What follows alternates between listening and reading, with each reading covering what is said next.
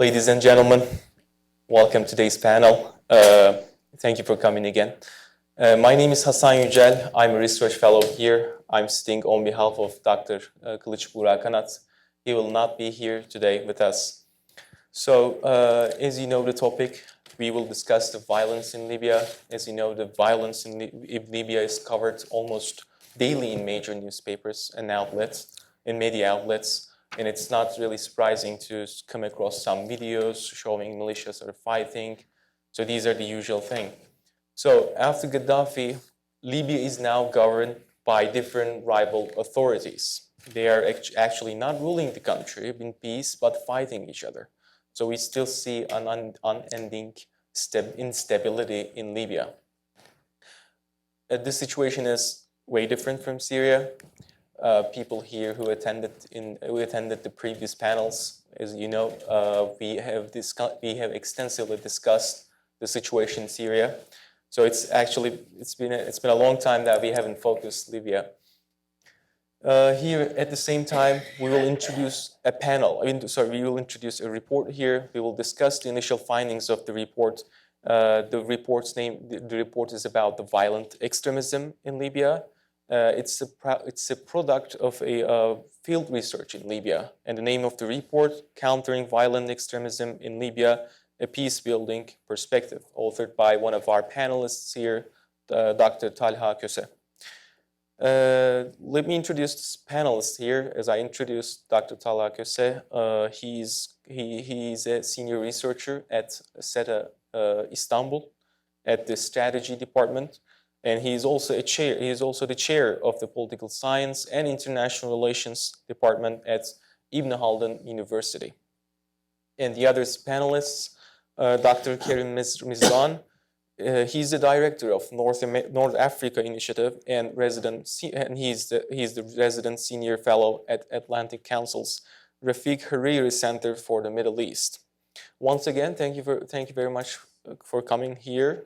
We will first listen to Dr. Talha Köse. We will listen to his initial remarks, his findings, and his presentation of his report, and then we will discuss about the outcome of this report. Okay, please. Okay. Thank you, Hasan. So it's great to be here at Washington SETA, which I have been a long time ago. As a research director, and it's also a pleasure to be with an expert on Libya, Mr. Karim Mezran. So my presentation, so we haven't published the report yet. I mean, we have conducted field research, we have an idea. We still need some feedback. We are engaging with the local actors and some international stakeholders as well. But overall, my expertise is not Libya. I mean, my initial effort is more on peace building and how this approach is appropriate for the region. So as we started to research Libya, we find some commonalities with the Libya's experience in some other cases like maybe Yemen, Iraq. So I think there are, these commonalities are very important for overall shape of the region. So, the problem of violent extremism is often used or abused in the literature and about the discussion in the Middle East and North Africa. So I think the first thing we need to do is to engage a little bit more critically with this subject and how this subject has been used, abused, and instrumentalized by some of the local actors in the region. So we have to engage with this issue, the notion of violent extremism more critically. So what we did was mostly our research. Unfortunately, we didn't have a chance to get into the eastern part of the country, Benghazi, but we had opportunity to talk many of the stakeholders, former military people, intelligence people, politicians. We had a chance to go to Tripoli, Misrata, Zintan, Zlitan, and talk to people, some civil society activists, journalists, and people in the region. And also, we invited some of them to Istanbul and Ankara, and we did some focus group workshops. So our report is based on these experiences, as well as our friends who have field experience in Libya. But as I said, I think we have to problematize the notion of violent extremism in Libya. So now we have the myth of violent extremism. I think I divide it into three ways to engage with the violent extremism. Myth of violent extremism, the reality of the violent extremism in Libya, and the potential for violent extremism. I think we have to deal with those issues, together. So our report is not about the myth of violent extremism, how to address the reality of violent extremism in Libya, and also how to deal with the potential of the violent extremism, which we think is a serious issue. So what is done after these revolutions in the Middle East and North Africa is, so some of the actors in the region instrumentalized the idea of violent extremism and put all the Islamist actors or local actors that are somehow affiliated with the Islamist politics as the violent extremist actors. So then they presented this as, the source of chaos and destabilization in the region, and they tried to suppress popular processes and democratic processes by use of violent extremism. So any actor, any civilian actor, any militia that are somehow affiliated with the Islamist groups in the field have been tagged as violent extremism groups, and especially Saudi Arabia, UAE, and Egypt after the coup instrumentalized this discourse of violent extremism. I think this is what they aimed with the instrumentalization of the violent extremism is that they wanted to put a strong military-oriented person in the government, suppress social grassroots level activism, as well as completely wipe out the Islamist politics. This is a dangerous situation because when you wipe out the popular movements, the only way you demonstrate, you show them is the violence.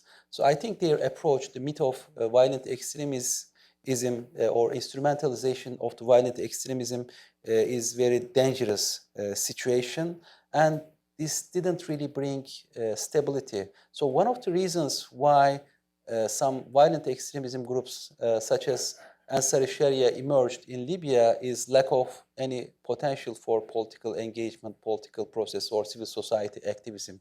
So this, I think the idea of the notion of violent extremism is expanded, and still those actors provide the reason for their involvement in Libya with the pretext of violent extremism. For instance, we know that Egypt and UAE is still engaged strongly, and even some actors like France use some of these arguments, and they think this is convincing argument. So I think we have to engage very critically with this myth of violent extremism. The second one is the reality of violent extremism on the ground in Libya. Yes, the country is fragmented. There are autonomous pockets for extremist groups, especially tribal groups have their autonomy. We have ISIS still remaining in Libya, Sirte, and they have potential for, especially in the southern parts of the country, and some other extremist groups are weak but have some potential. So, but the ongoing civil war and bombardment of the Haftar forces and killing of the innocent civilians is creating more people who are more willing to engage with extremism or joining the militias. So we have the problem of ongoing proxy war. So UAE, Egypt, Saudis, French backed the Haftar forces. Turkey, together with Qatar, is supporting the Tripoli government. And former regime loyalists are still playing around. So they try to find new opportunities. And also autonomous, the tribes has their autonomy. Whoever plays stronger within this game, the civil war, they can get closer to them. And also, if the country, if the system fragments, then this ongoing civil war really reduces the state potential, state capacity, and may lead longer-term, structural issues. So yes, we have a serious issue of violent extremism. One of the reasons behind this violent extremism is civil war and the weakness of the state. But some actors who instrumentalize violent extremism really lead to emergence of violent extremism. And as the grievances increase with the ongoing civil war, I think the potential is highly. And also, the real issue we engage is the potential for violent extremism and its consequences, not only for the Europe, but for the entire region. So, in the eastern part of the country, we have the Haftar and his backers, and in the west, we have the GNA and parliament. And also in the southern part, we have tribes and some pocket areas for, extremist groups or tribal or some networks of crime. So I think if civil war continues, this fragmentation may become the usual thing. So fragile state may even turn into more fragile. The Libya may not protect the territories. It may turn into a transit place for sub-Saharan African migration and also some breeding ground for more extremist groups from Sahel region to other parts of the region, and also availability of weapons and increased, abundance of the weapons is also an important issue for Libya, and those Libya may turn into black market for weapons. So, and also, lots of actors are betting for General Haftar for stabilization, but he's, old and he doesn't leave behind the institutional legacy. So even if he, wins the war, which is unlikely, but after him, I think there's also potential for chaos in the country. And the other issue is, the instability in Libya may also spread to Mediterranean, influence Mediterranean security, and also this,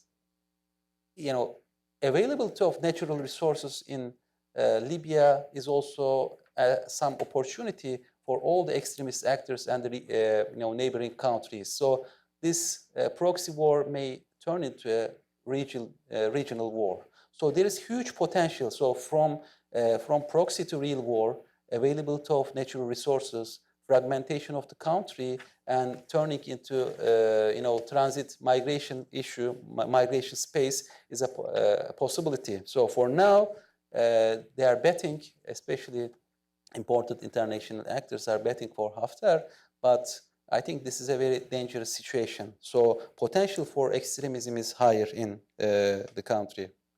So there are certain continuities from Gaddafi time to today. I think when we are dealing with the problem of violent extremism, there are certain continuities. So weak state capacity is one of the major fundamental issues. Weak formal institutions. So Gaddafi really left behind weak state capacity and weak institutions. Weak sense of national loyalty. So although there is idea of Libyanness, but the tribal ties and the other ties are much stronger in comparison to that. Weak civil society. So the only existing civil society are somehow related to tribes, and weak experience of democracy, and also again the idea of strongman like the Gaddafi. They have this legacy. And fragmented, tribal loyalties, which may also turn into a broader competition. So, and also, if you look at from the positive side, so there is a weak institutional capacity, weak civil society, weak state capacity, fragmentation, and weak national consciousness to bring the country together. So the positive sides, I mean, there are also, in comparison to the other cases like Iraq and Yemen, Libya have some advantages. So when we look at so their understanding of religion is moderate understanding of religion, which is closer to more Sufi understanding. Although with the emergence of Medhali Salafis, there is some transformation, especially in the eastern part of the country, but still moderate Islamic understanding have strong roots in Libya. And also relatively ethnically homogeneous society with Arabic as their language, which is very important for formation of national consciousness, highly urbanized and highly literate, so which is another important advantage of Libya. And tribal solidarities help to reduce some social and economic problems. So although tribal ties may have some negative influences for the formation of national consciousness, but still it provides some security in the local context and provides some social economic benefits. And there are certain things that are not clear for the future of Libya. So whether it's good or bad. So abundance of natural resources, definitely. So we know that in the civil wars, existence of natural resources always some kind of some kind of opportunity for extremists and some militias. So it is good that Libya may recover economically, but it is also at the same time an incentive for new civil wars. And also, economy is not diversified, unfortunately. It's based on natural resources. Libya has been isolated from the world economy for a long time. So during the Gaddafi period, this is a very negative thing. So which means also there is a huge potential. So Libya has not been integrated. If it is used in a positive direction, there is a potential. But unfortunately, for the time being, it's not, the resource of Libya has not been integrated and it's not be part of the manufacturing. And also no unifying ideology or national narrative, what we find. I think, so yes, being against the Gaddafi, being against some actors, maybe some form of solidarity, but this is not a positive thing. So what can we move from here? So what are the scenarios for the, violent extremism, dealing with the issue of violent extremism for Libya?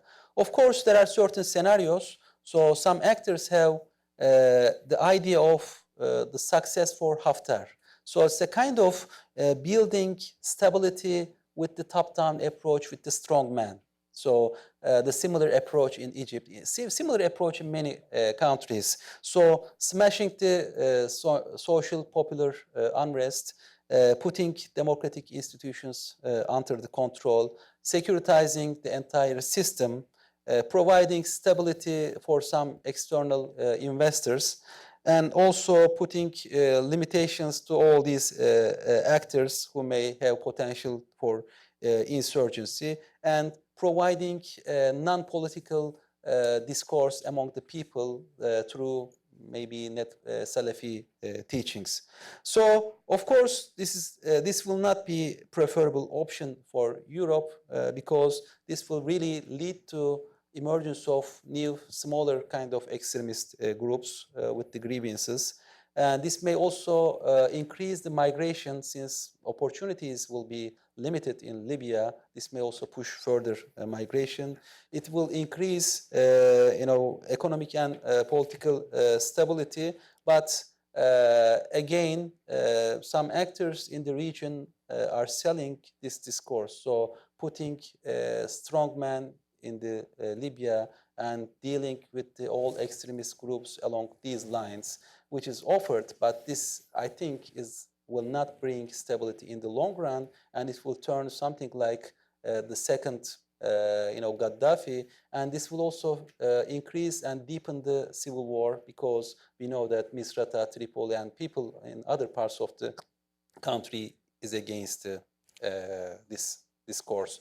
So even we know that the western part of the country was very fragmented along different militia groups and tribes, but with the Haftar's attack in April, I think those groups started to come together to a certain extent, because they didn't want to have second, Gaddafi. The second option or second scenario is if Haftar fails. Of course, there is no very positive prospect here as well, because we know that international actors are still backing them. So the country will be de facto fragmented. So there will be, a different order in the eastern part of the country and different order in the western part of the country, where in the east, Medhali Salafi's strongman order will continue, and probably Egypt, UAE, and some other international actors will be very active in this part. So they will have contradictions in the oil sales.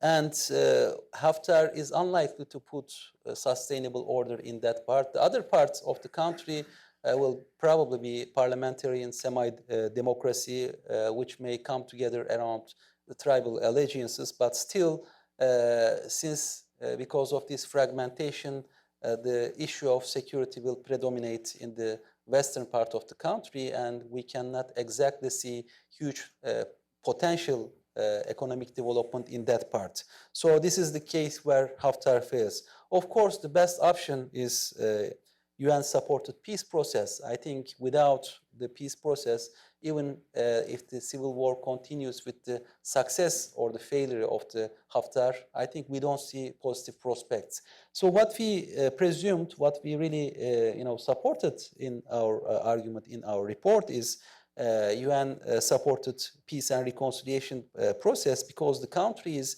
very much fragmented. The polarization is increasing.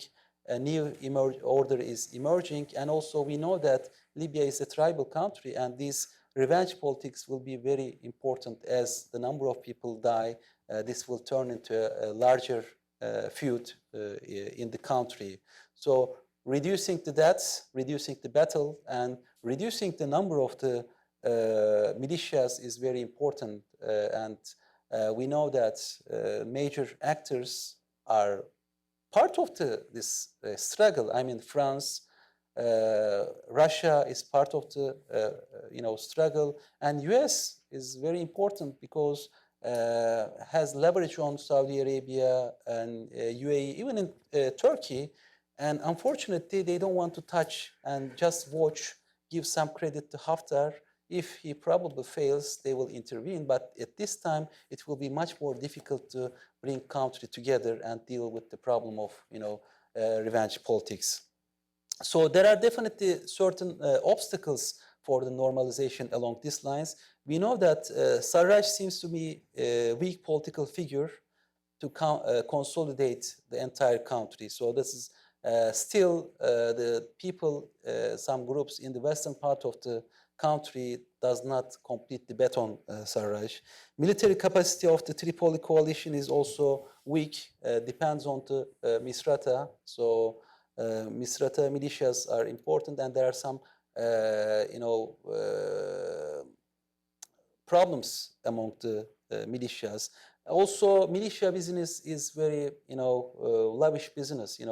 Militias will try to continue their advantages, so it will be very difficult to bring them together under the state-making procedure. So they will want to continue their advantageous position, and Haftar doesn't have understanding of a political process, inclusive political process. I think nobody really tried to bring the idea to him, even if he's part of the political process. Even if he loses his CH, that's the other issue. And also, UN Security Council members have different ideas. So France, US just try to watch the situation. Unfortunately, there are certain decisions, Security Council resolutions, but they don't really want to act on it.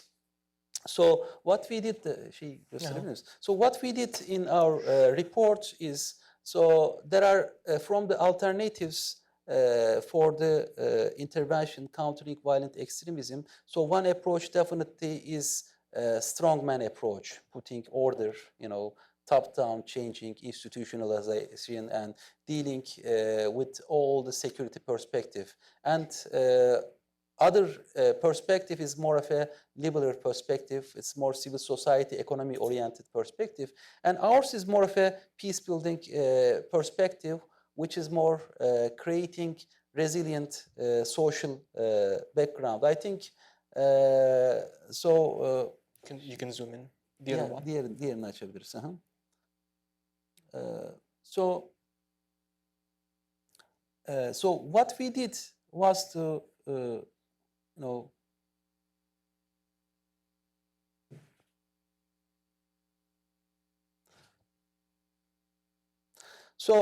what we have seen is that, especially in our field research, in many cases, we have recognized that there is a very weak support and belief in government, military, and all the actors. And most of our, stakeholders, most of the people on the ground accuse, especially from the western part of the country, Medhali Salafis.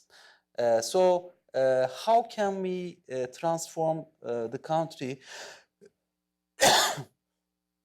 from the bottom-up perspective, rather than dealing with the issue of direct violence? So the top-down strongman approach focuses on the direct violence. However, we have to get into underlying dynamics based on inclusive process with the local ownership, and also strengthening the local actors.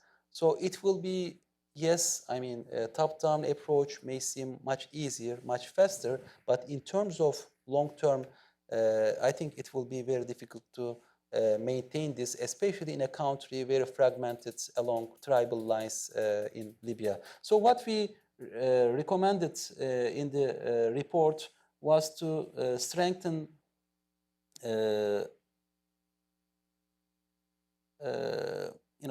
so our approach is So our approach is a combination of state building, nation building, and peace building. So state building approach usually is more top-down perspective, focused on security institutions.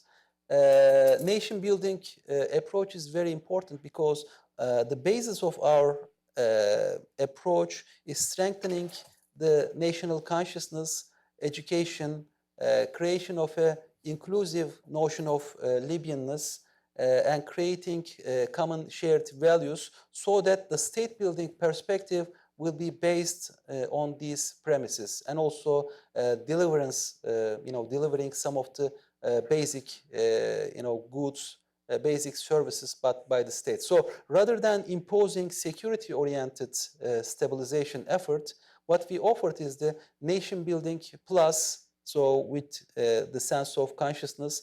So we give detailed account of civil society, youth, education activities, as well as providing of economic opportunities through SMEs, small and medium enterprises, providing certain services by authorities and gaining legitimacy through providing all these services, and then engaging with the people and bringing the legitimacy of the state on the basis of nation building and providing the resources. So all the report gives detailed accounts of how we can do this in the local context.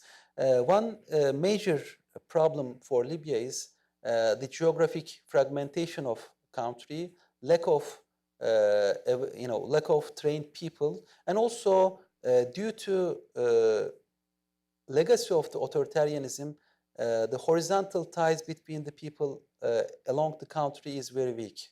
So you have to, we have to strengthen the horizontal ties, some communication ties, some institutional ties, so that they will be both able to communicate as well as do business and politics along these lines. So all the recommendations are based on increasing horizontal ties between the people rather than putting more top-down. Also increasing the government's potential for providing of the resources with the inclusion, as well as increasing sense of consciousness. So one issue is we definitely need to deal with the problem of security sector reform. So there is a separate report, but security sector reform without providing some legitimacy, without engaging through national dialogue and creating some sense of trust among the actors, it will be very difficult to collect the weapons. I think one important dimension and very important element of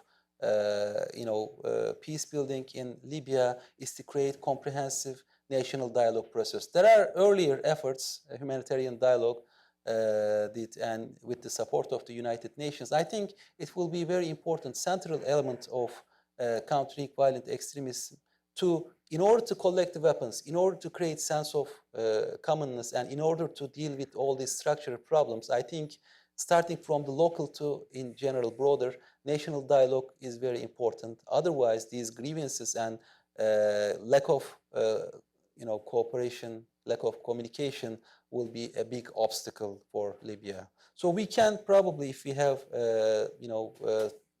questions, we will deal with this issue. Lastly, but not leastly, I think one significant aspect is external intervention into Libya.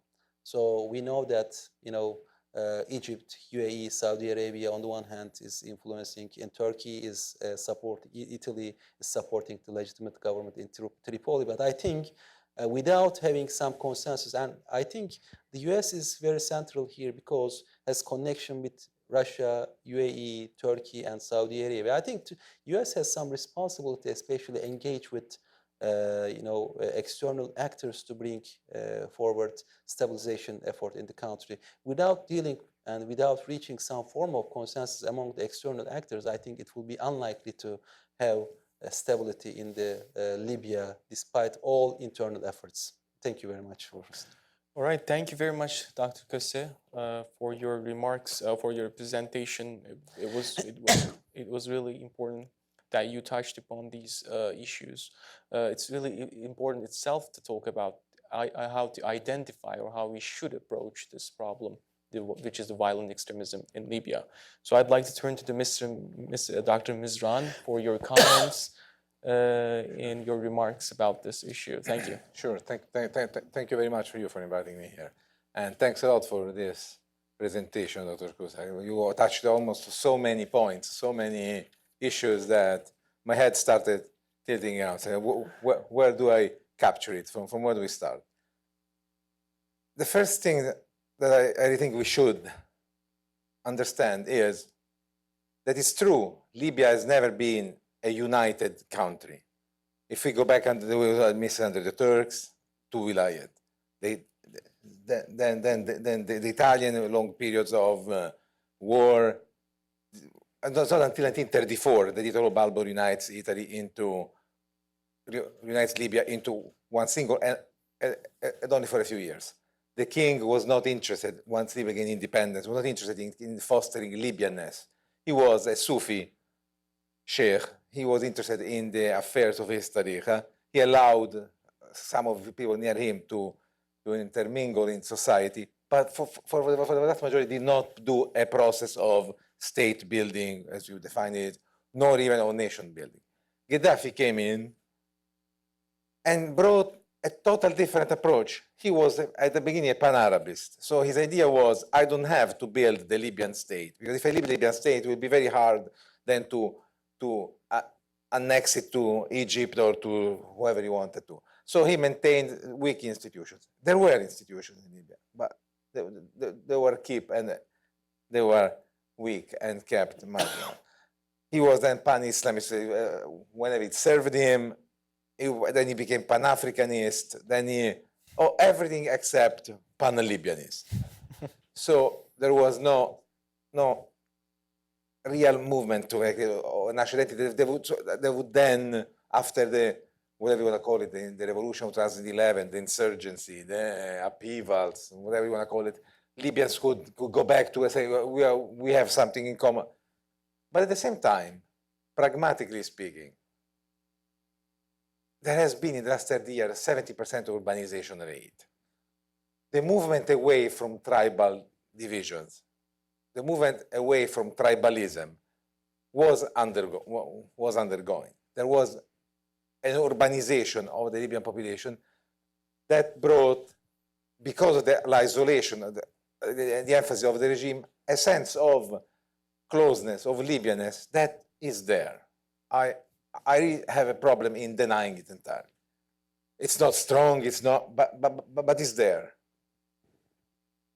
The real problem was what I called the two original sins of the 2011 upheavals, was not recognizing that it was not a revolution of a people against a dictator and few mercenaries. Gaddafi had his consensus. It was the beginning of the initial of a civil war, of a part of a country versus the other side.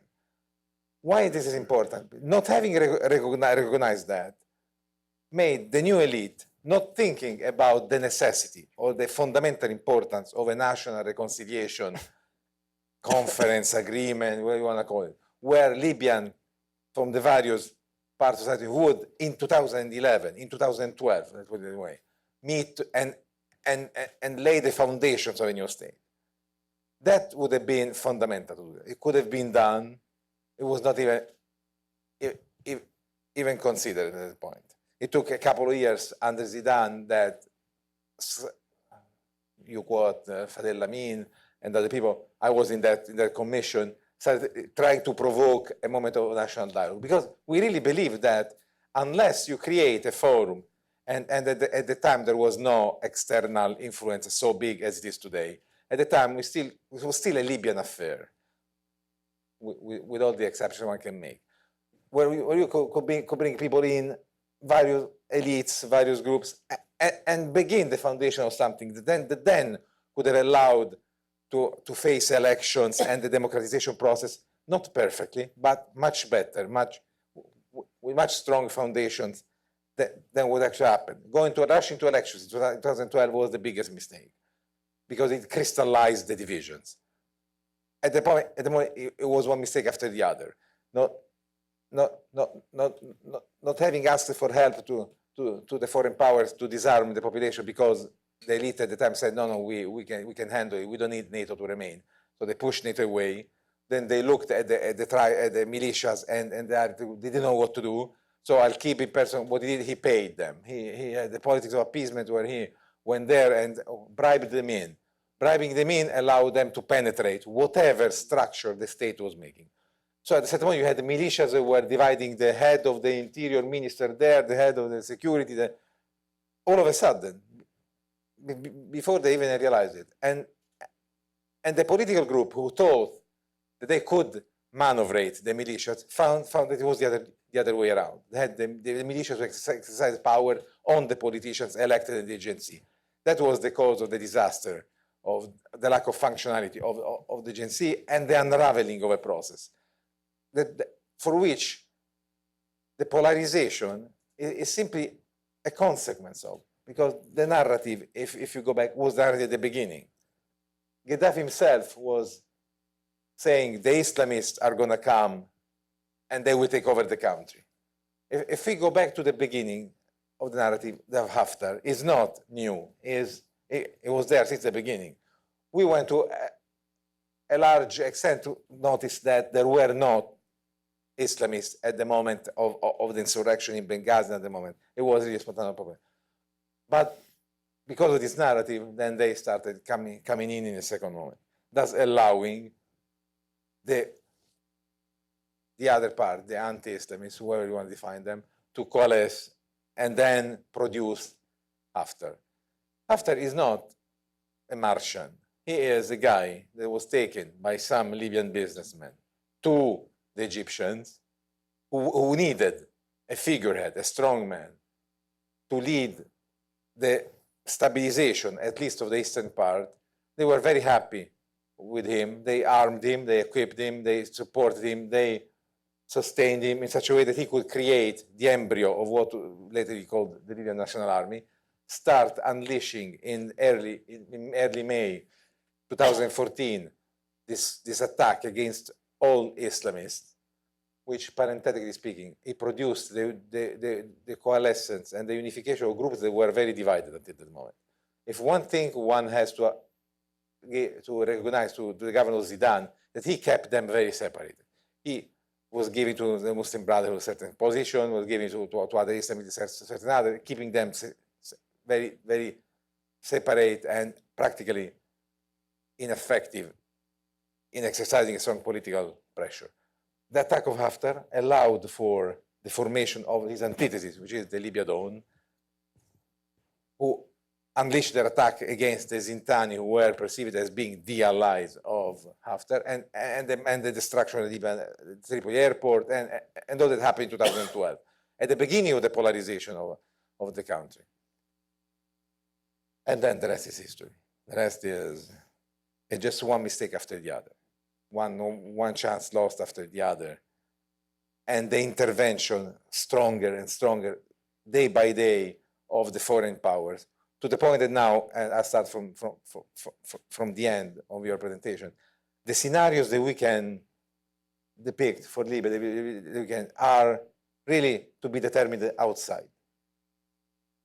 But now there is a general consensus that unless you reach a decision by the Emirates, the Egyptians, the Qatari, the Turks, the Italians, to sit together and decide, okay, halas, that's all finished. We are not going to intermingle anymore. We tell our proxies that it's time to, and while I'm saying it, I'm fantasizing, that it's time to make peace, that it's time to create a state, because peace is more convenient to us than this situation of war. Until that happens, it will not be resolved in Libya. It will not be resolved because, and you see it, the LNA doesn't have the strength to conquer Tripoli, but they think they do, because they have powers external who are making them believe that they can do it. That's why Haftar decided to enter in Tripoli 10 days before the setting date of the national conference that Salameh was doing, because he knew that if he entered under the agreement of Abu Dhabi into the conference, he would have gotten what he said he wanted, which is head of the army. At that point, he could not, because the agreement was reached among the foreign powers, he could not do anything anymore. He would have been primus inter pares, he would have been the head of a committee, of a national military committee, where he would be the president of this committee, but there would be other figures, Joueli and other persons who were not for him, who would run the army. He knew that if that happened, there was the end of his dream of being the owner of Libya, of being the guy who saved Libya from all Islamist danger and who brought back Libya to civilization. That's why, plus coupled with some misinformation that was fed to him by we know who, he thought that the two brigades he had at his order, Hungarian at the time, could enter in Tripoli easily. Some militias would side with him, he would get there, present the international community with a fait accompli, I'm here, and reach his objective. The militias in Tripoli did not react the way he wanted. Actually, there has been some strange action. For example, the militia led by Haitham Tajouri and some of his people, they were ready to switch to the part of Haftar. It's the foot soldier, it's the single militiaman in that moment who revolted against their commanders and went to fight against Haftar. And this has happened in many other chances. The commanders could not control, because the people were below them, they were Tripolini, they were in their city, they wanted to defend their city, they didn't want an attack from troops from the east coming in, and did not listen to their commander. So they went and they blocked these two, and then all that happened. Militias came from Marshafana, militia came from Misurata and the city, and then this stalemate has been created. Haftar called other people. It was the most stupid thing that I ever seen. That's why I don't believe he had any green light from anybody. He really did it on his own. He really thought he could take Tripoli. No Egyptian, no Emirati leader, no one that has a minimum rationality, a minimum knowledge of the situation on the ground would have ever thought it was possible. And in fact, the reaction was one of restraint at the beginning, saying, what the hell is this guy doing? And then once he was perceived being lost, they could not afford him to lose, then they intervened massively and rearmed him. But there is no way to take Tripoli. He took him 2.5 years to take Benghazi, with half of the population of Benghazi on his side, with no international community looking, with no embassy, with nothing. It took him 2 years to take Benghazi, which is 1/10 of Tripoli, and there are embassies, and there are foreigners, and there are 90% of the population is against him. There is no way he can take it, but he can destroy it. That's what we fear the most. Now, the scenarios. I don't see that pessimistically, the idea that Haftar defeated might mean the separation of Libya. There are forces in the eastern part of Libya who are not happy with Haftar. We know that there is malcontent in his troops themselves and in his structure. If he loses and his troops has to withdraw, I believe that there is a high possibility that he is being removed. He might be removed. He loses his face. He cannot stay there. He loses the function of being there. He can be removed. The removal of Haftar by someone that enjoys the support of the same foreign powers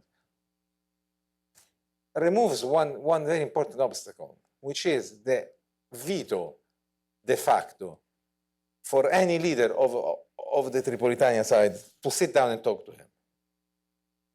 There is no way, and I've been repeating, that a Fathi Bashaga, a Sarraj, or any other could go now and participate in negotiation with Haftar present. They will go back to Libya and they will be killed. There is not to be underestimated the supreme value of the population, which is revenge. He will not be tolerated.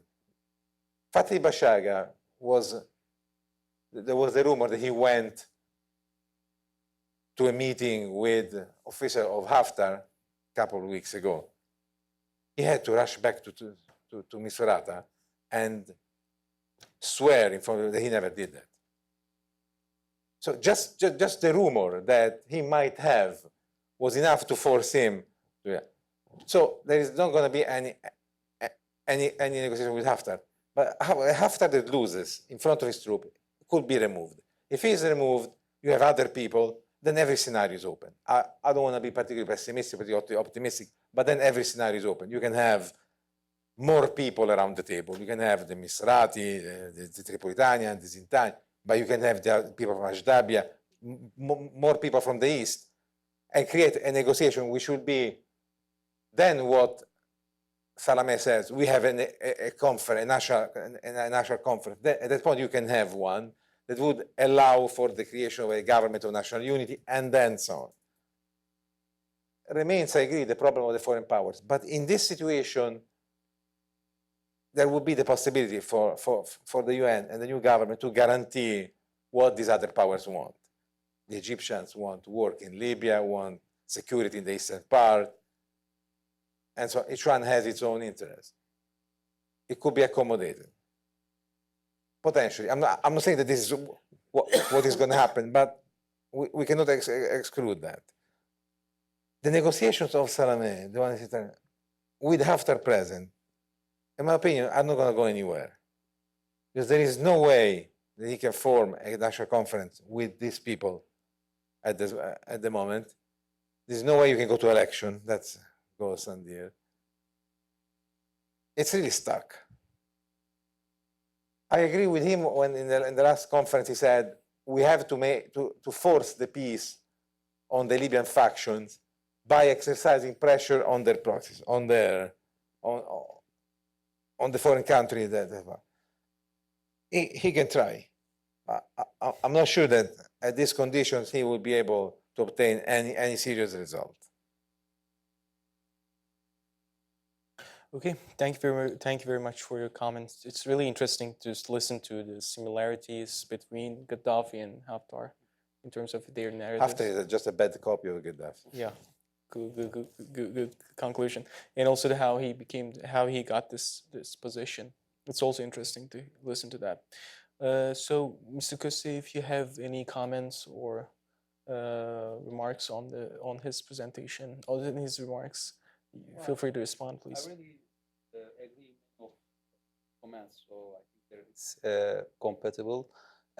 Yes, I mean, he is a little bit more optimistic, probably coming from having some better insights. It's what Gramsci used to say: pessimism of the reason, optimism of the will. So, yeah, I mean, I think that my main concern, my main pessimism is related to the competition between regional actors and global actors. I mean, you have all the fragmentations seen demonstrated in Libya. I mean, disagreement between Turkey, Egypt, UAE. You see disagreement between US and Russia. France is there. I mean, even Europeans are fragmented among themselves. So this doesn't really end. I mean, the ongoing civil war in Libya is pretty much related to these, proxy competitions. So that's my source of. Otherwise, I mean, Libyan society is very moderate. I mean, they are very much open to dialogue. I have heard lots of things, criticisms about Medhali Salafism that's brought by external powers. Many, especially the Western, people from the Western side of the country, accuse those extremist ideology, and they think that this is the source of or potential for Libya's negative thing for the Libya's future.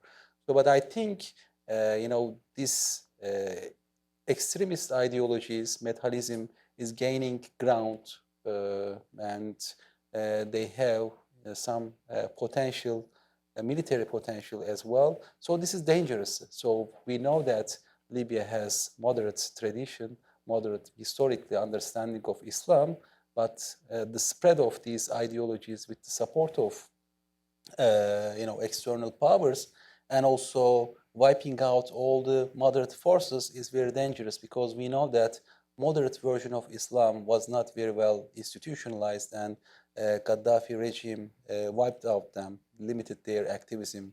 So they just let Medhali Salafis that promoted the idea of loyalty to the ruler live in that context. So I think one important pillar of stabilization in Libya, which we didn't have a chance, is to institutionalize the religious training, religious education, and religious authority, which is very fundamental. I think there needs to be, because most people argue that religion is like the something commodity or something people need. If you cannot find in the market, you find it in the black market. So it's very much available with the money coming from outside, and this ideology, it doesn't necessarily only provide religious understanding, but also some social ties in that context. So I think reinstitutionalizing the moderate Islamic understanding of Libya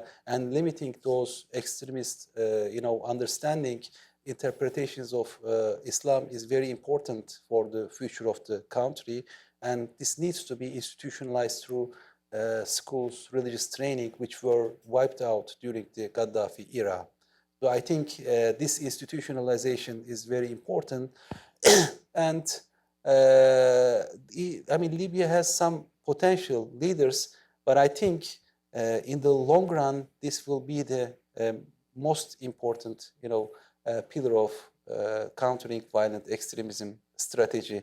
If those rival understandings get into a broader debate, then this will also continue the proxy.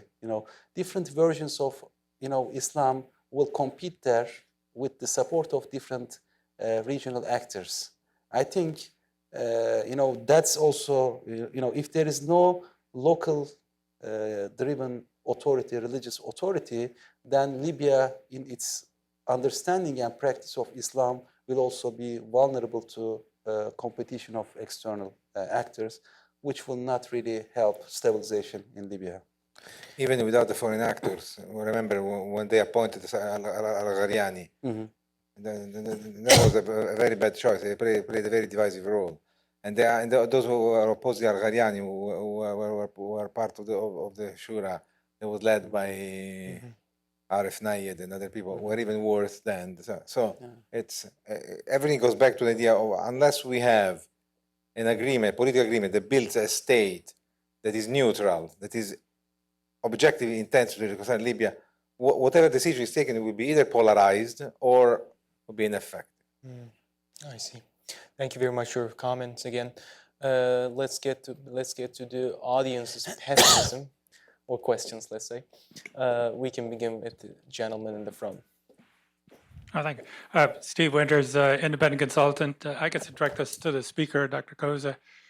Now, I'm not an expert on Libya, but coming from a perspective of DC, and when you talk about Africa, including the northern part, everybody's talking about some major global competition for resources, China versus, say, US in the West. And obviously, Libya played some kind of role in this because we had 30,000 Chinese who had to be evacuated out of the country, which is probably all the ones that were there, that might have been involved in various oil projects. And the argument at the time was this whole issue, who's going to get the oil of Libya, and we're not going to let China get it, or including now. So you didn't, I just wondered if any of these people you talked to over there on the ground are still sort of remembering that larger perspective, and assuming whoever were to be this government of the future, are the Chinese coming back in, or is this going to be some kind of Western agreement? No, we don't want the Chinese back in. Thank you for your question. Dr. Köse, you may respond. Yeah, I mean, actually, nobody particularly mentioned about Chinese influence and Chinese investment. There is huge, actually, Western influence. I mean, Italy, France, still these oil companies, and Russia really wants to get into more into project in Libya. So the company, I mean, Chinese companies usually try to avoid war conditions. So they, I mean, in Security Council, they have particular perspective, but they don't want to be part of these civil wars. But there is still ongoing competition between Italian, French, and Russian influences in that context, I think, which is complicating the civil war situation. So yes, we have the political competition on the face, but behind the scenes, there is also involvement of these oil companies, Total, the Russian companies. I think, but this may be also a source of consensus. I mean, if we bring all these actors, have some kind of separation of the project or division, this ambiguity may turn into potential for developing new projects in Libya. Otherwise, they will continue to fight or support, fighting, different factions. So this is an important element of the ongoing confrontation in Libya, and it has to be handled whether front or behind. Yeah, the only sign of Chinese presence we had in the last 4 or 5 years was their attempt to bid for the furnishing new electrical central and couldn't do it because they did not manage well the fact that there was a government was limited to Tripoli. They could not go to where the power stations were, and so they withdrew rapidly. Okay, next question, please, Professor. Daniel Sirware, I'm a professor at Johns Hopkins. Professor at Johns Hopkins Science. I haven't heard enough about the violent extremists. Where are they now? Who are they? Who's supporting them? Why should I worry about them? I remember, of course, Mezran is one of the hot spots, but does Haftar clean that out? I'm not sure. CERT was a problem. Has that been cleaned out by the Mizratans? Where are these guys? Who are they? And how important are they in the global scheme of things? Thank you for your question. Would you like to respond? I can take it. ISIS has been defeated badly. They ran into the desert and became what we call a normal terrorist organization without any attachment to particular territory. They are roaming the problems between the Tebu, the Tuareg, and the stuff. They are trying to insert themselves into these diatribes, into the smuggling. It is, to open a parenthesis, extremely difficult now to really individuate ISIS, Al-Qaeda, other jihadists from the criminal organizations. I've been telling, for a long time, be careful, because the criminal organizations are the real power in Libya.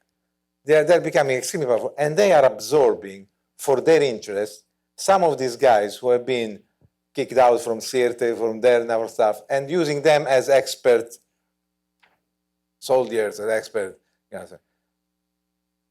then these people would use this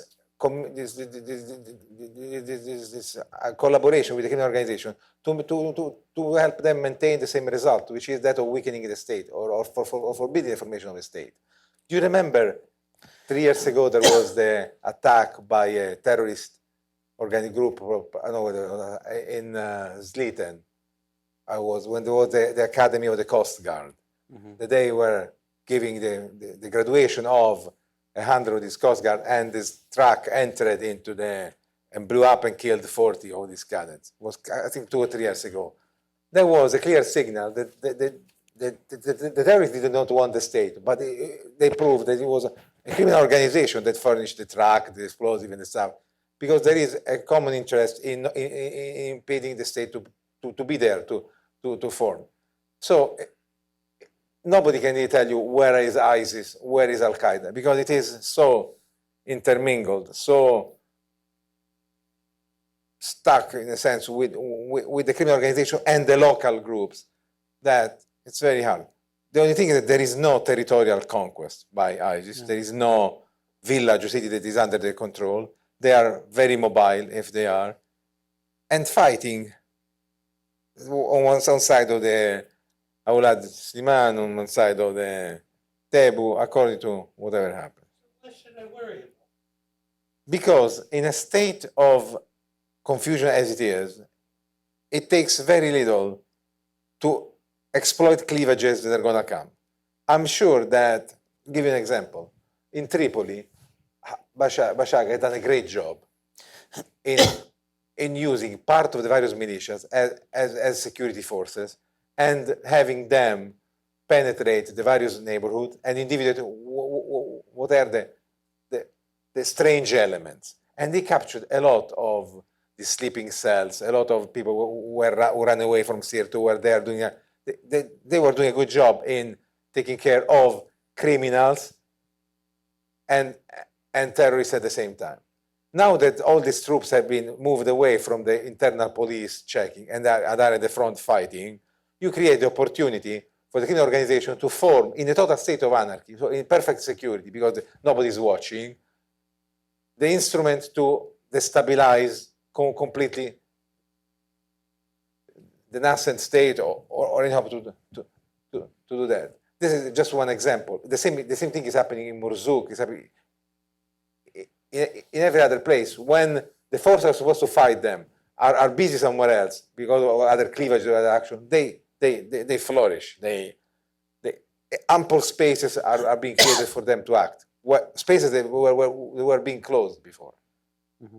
Thank you. Please. One thing, I mean, still similar to the Iraqi experience, there is potential for regime loyalists to reorganize some of these extremist groups. So even if some order is established, if it's possible in Libya in the coming period, so they may engage in some of these extremist organizations. We don't know to what extent.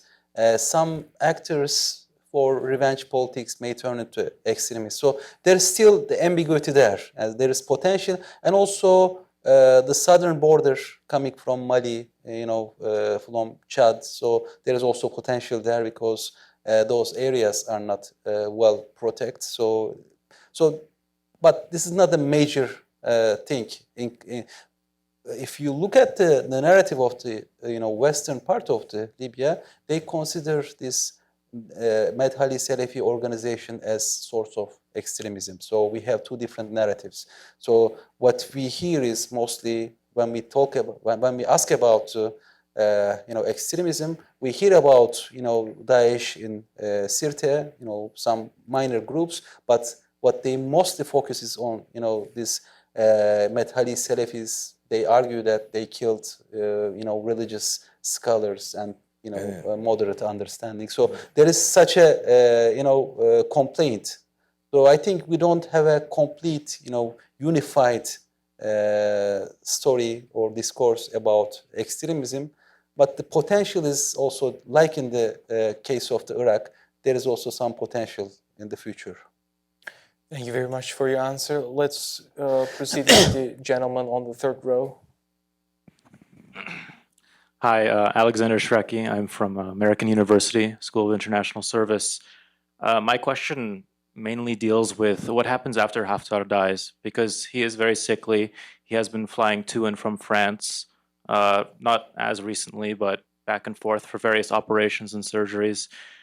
Do Italy and France change their allegiance to whoever comes out of the, I guess, the collapse of the Libyan National Army as part, because their general strategy, from what I understand, is supporting that faction because of their larger strategic or political strategy of having the frontier of Europe being at the Niger River in terms of stopping migrants. And that's the reason why they've been supporting the LNA, and besides, of course, the economic concerns, but they see it as the only force that's able to kind of stop Not Italy. migrants. No. France support Haftar. Italy is behind Sarraj. Italy, that's what I mean, yeah. Do they switch their allegiance to someone else? Thank you for the question, Mr. Mezran, please. Thank you. No, you know, after Haftar, it's a crystal ball answer. After Haftar dies, as I was saying, you can have somebody else being supported by the same foreign powers who takes control, and since he's different, he can deal with the Misurati and negotiate, and good things can happen for that. Or the RNA might collapse. If the RNA collapse, then every option is possible, from a direct Egyptian intervention to support the forces who are guaranteeing the security of their border, to an internal war within the East. Any possibility is happening. So it depends how Haftar dies. If there is time for the appointment and the strengthening of, which I think it's already been undergone. I'm sure that neither the Egyptian nor the Emirati are going to be caught unprepared as they did a year ago in case of the sudden defiance of Haftar. Either he loses his face or he has a heart attack or something. They are going to have somebody, they will try at least to maintain the cohesion of whatever is called the LNA for as long as it takes to negotiate a solution with the opposition and a step forward. That is the only scenario that can open up various possibilities. Shall we proceed? Yeah, please, gentlemen. Yeah. Thank you. Stanley Kober. The Arab Spring, of which the Libyan revolution was a part, started as a result of economic distress. The young guy in Tunisia who committed suicide. Reference has been made to the economics here. You can't counter the violent extremism unless the people's hopes for prosperity and improved life are satisfied. There was one brief comment on this about the need to diversify the economies away from natural resources. I wouldn't disagree with that. I don't know anyone who would. It's very difficult to do under these circumstances. But there is another problem. Where does the demand come from? Look at the global economy right now. I don't see how these countries, Libya included, can prosper unless they can export to Europe. You look at a map, where will the demand, they're not going to sell to each other. Where do they sell the products, even if they achieve the diversified economies? Given what's going on in Europe now with their economies, is that realistic? If not, what is the alternative? I go to meetings like this, people talk about supply, to diversify, we're going to do this, but to whom do you sell? Yes. Thank you very much for your question. Dr. Köse, would you like to respond? Yeah, I mean, for the time being, for the Gaddafi period, basically the system was not based on enterprise of any kind. So everybody is sponsored by state, and everybody is kept at the same level. So I think there is potential for internal development and investment for Libya in terms of both natural gas, other forms of energy and oil, and also even for the tourism. So, and agriculture, there is potential. So, but all of them needs external investment as well as expertise. So it is unlikely any external investor or external actor will transfer. So our strategy recommendation in the report was based on supporting the SMEs and creating some ecosystem for SMEs. So financial ecosystem, their connection, and also, it is very difficult to initiate manufacturing. That's right. I mean, Libya may be very small in terms of scale in manufacturing, but Africa, I mean, maybe we know that Africa has also potential. So some of we have seen a huge, metal factory in around Misrata. So these kind of factories, especially, may be useful for the African development, but still, we don't know the stability of the African economies as well. But even for its internal development, if everything goes stable, Libya has potential and may attract, investors as well as some people to work from Tunisia. So because Tunisians, even from people from the Chad, are interested to come and work in Libya. So I think main opportunity for Libya is not based on the export, but it is internal development. There's huge potential for building roads, infrastructure, and also creating some SME ecosystem. So most of the, of course, natural gas, oil will be important, and even, agricultural terms, there is huge potential. But I think the internal development is prior for that, and this can only be facilitated through providing some expertise and training within the Libyans. So no big actor will be interested to invest in agriculture in Libya. They may come and invest in oil sector, natural gas, but for the other things, for the small and medium enterprises, I think it is necessary to strengthen the local actors. So in terms of external investment, still the only option seems to be energy sector rather than the rest. Dr. Mezran, would you like to add something? No, I agree. The short and the medium term is going to be oil. There's no way around it. The income of oil, and then how the income of this oil is reinvested in society. That's where the trick is. Are you getting the income of oil and then trying to create the SMEs, the trade possibilities, or you just simply squander them around, as they're doing now? That's the real. Let's proceed with the final question in the back. Henry Hedger, researcher at NARA. I wondered, you have the precedents of Yugoslavia having a great deal of strife, and it finally broke up into several new nations. Is this a possibility for Libya? You mentioned it as a thought, but if the strife continues on for another 5-10 years, the number of people that would be killed can't be worth the result of, a unification by force. What are your feelings on one way or the other? Is it better to follow the Yugoslav example, or is it in the interests of the people of Libya to have a single nation? Thank you for your question, Dr. Mezran. I believe in a single state. I believe in a single nation, Libya, with a strong decentralization system. I don't believe in federalism. I don't believe in those nations.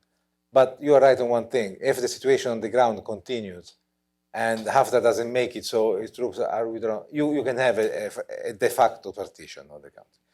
That is what I'm beginning to conceive, that at a certain point, the Western forces will be strong enough to push back the Eastern, and they will stay in their own part, looking at each other. Will not be a formal, because I don't see the United Nations or the international community recognizing to Libya, at least not in the short or medium term. So there will be a de facto two governments. One will be recognized by Cairo, by Moscow, therefore it will open trade, it will open the possibility to sell oil, and the other one will manage what it has and we'll go. That's something that I see potentially possible. Not likely to happen, but it's really possible. I don't see a sitting down of a commission to discuss the federalism. That's not going to happen. One thing I would like to, I mean, the weak states are always vulnerable and dependent. So it's a kind of quasi-colonial kind of relationship. Unfortunately, we see similarities in other parts. So if it is fragmented, if it's Libya will stay like fragmented, we will see similar situation in Libya. It will not be strong enough to control itself, and it will be like a quasi-colonial actor, which it's enticing opportunities, economic opportunities. It will be dominated by the Egyptians, by the Algerians, by the French investment, Italian. It will be that kind of relationship. So I see no other questions here.